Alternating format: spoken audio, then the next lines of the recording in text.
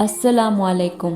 کیا آپ کے گھر میں رزق کی تنگی ہے یا آپ محسوس کرتے ہیں کہ آپ کے مال پر کسی نے بندش کر دی ہے؟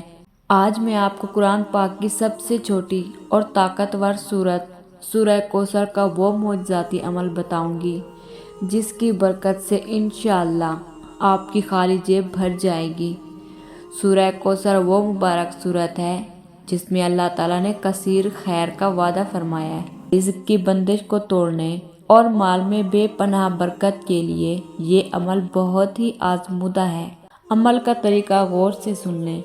آپ نے روزانہ کسی بھی ایک وقت، بہتر ہے کہ عشاء کی نماز کے بعد، اول و آخر 3 بار درود ابراہیم پڑھنا ہے اور درمیان میں صرف 129 مرتبہ سورہ کوثر کی تلاوت کرنی ہے۔